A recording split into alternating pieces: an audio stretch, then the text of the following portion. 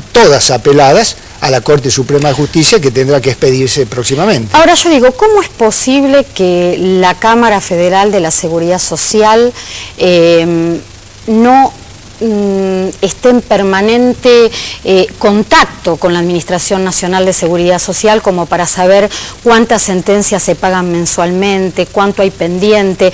Porque ANSES maneja un número que obviamente lo da como oficial. Son tantas sentencias firmes que hay para pagar y tantas las que va a haber cuando termine el 2009. ¿Por qué ustedes no tienen esa información? Porque la justicia... No deben tenerla. No, porque el esquema institucional así lo establece.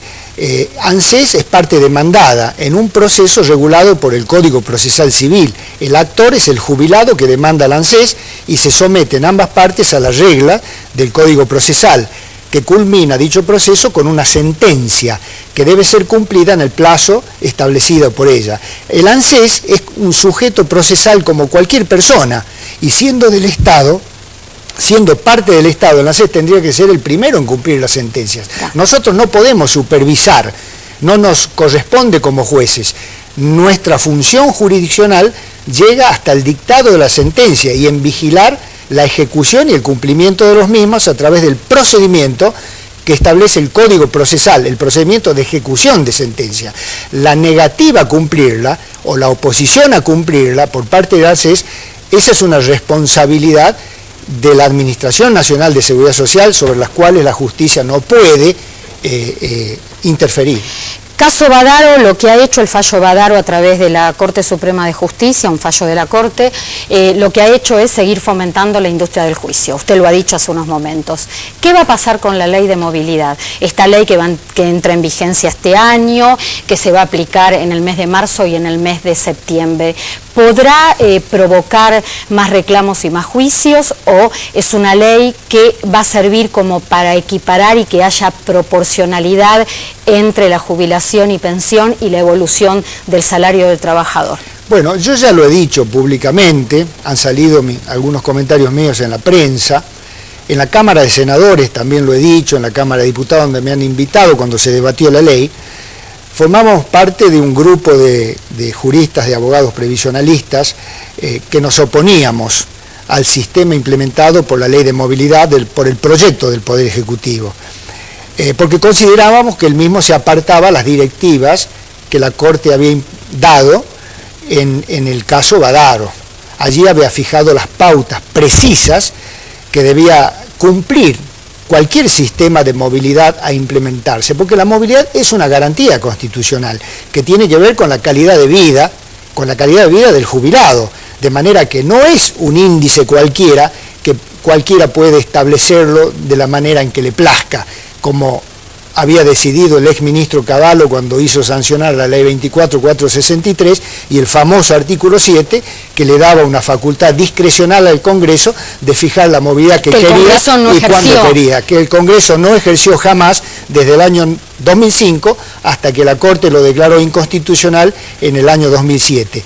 Acá en este fallo, en que la Corte declara inconstitucional este artículo 7, precisa el contenido, la esencia de la garantía de movilidad, que la administración o las leyes del Congreso de la Nación tendrían que cumplir, porque la Corte Suprema es el tribunal de garantías constitucionales y el último intérprete de la Constitución Nacional.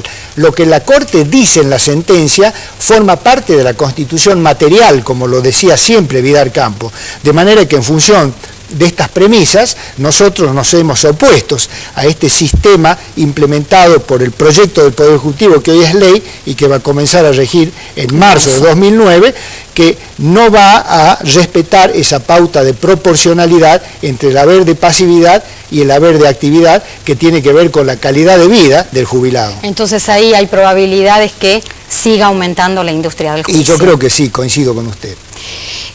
Doctor Herrero, tenemos que ir a un corte, pero lo invito a que me siga acompañando para hablar de otros temas que son tan interesantes y tan importantes para los jubilados y pensionados como este. El tema del CIPA.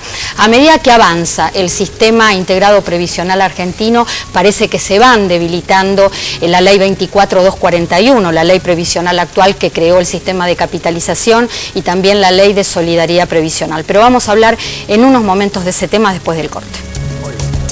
Bueno, y permanentemente, yo decía en la apertura del programa, los trabajadores, algunos que no están de acuerdo con la desaparición de las administradoras de fondos de jubilaciones y pensiones, me dicen: Clara, puedo iniciar juicio, quiero iniciar juicio, no quiero el traspaso de fondos. Y yo les explico que los aportes no son propiedad privada, son bienes en expectativa. Y se enojan. Bienes públicos son. Bienes públicos. Públicos. Esto es lo que ha hecho... en expectativas, bienes públicos. Esto es a raíz justamente de esta consulta del Sistema Integrado Previsional Argentino, que ha hecho desaparecer el subsistema de capitalización, las AFJP. Y yo pregunto, porque usted esto, Herrero me lo decía fuera de cámara, ¿usted siente que... no siente, es la realidad, que el SIPA lo que ha hecho es solamente quedarse en la desaparición de las AFJP, cuando podría haberse aprovechado para una cuestión más profunda en determinaciones que tienen que ver con la previsión argentina? Sí, lo que hay que ver acá es el tema de la administración de los recursos de la Seguridad Social, siempre a partir de lo previsto por el artículo 14 bis de la Constitución Nacional, que es la norma nuclear.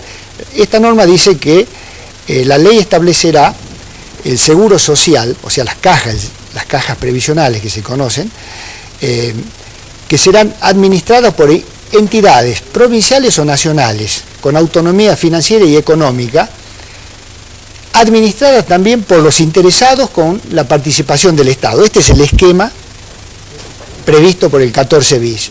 La ley de creación del SIPA, la 26425, en esta parte, a mi criterio, no se ajusta el 14 bis, porque el ANSES no es una entidad autárquica, como debiera serlo por la Constitución Nacional, ya que opera en el ámbito del Ministerio de Trabajo y Seguridad Social.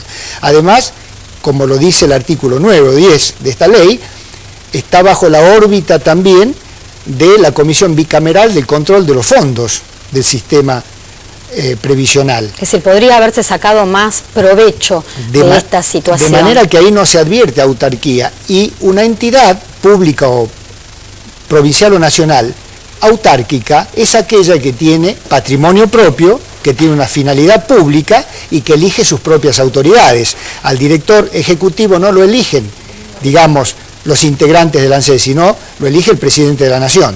De manera que esto es muy importante porque tiene que ver con la administración de los fondos del sistema previsional argentino. Y en esta parte creo que la ley es un poquito contradictoria, cuando en el artículo 8, en la primera parte, dispone que los fondos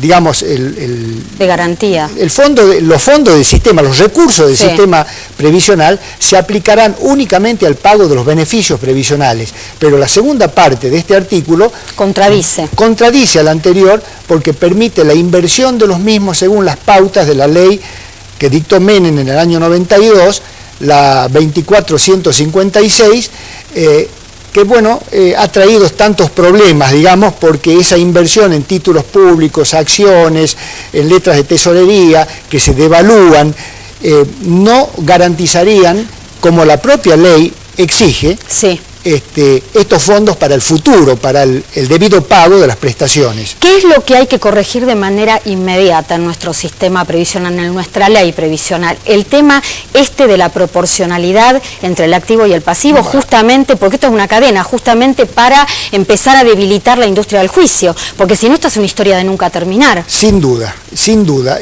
A mi criterio, como yo lo he dicho en varias oportunidades, lo que habría que hacerse es una reforma estructural del sistema previsional argentino, pensando en el futuro, un sistema adecuado a los tiempos que corren, porque ya los tiempos de la ley 18037 o 24241 ya han terminado. Esta ley responde a una política económica que ya no existe más en la Argentina ni en el mundo, implementada por el neoliberalismo. Sin embargo, se tiene que adecuar al mercado laboral y al mercado económico actual.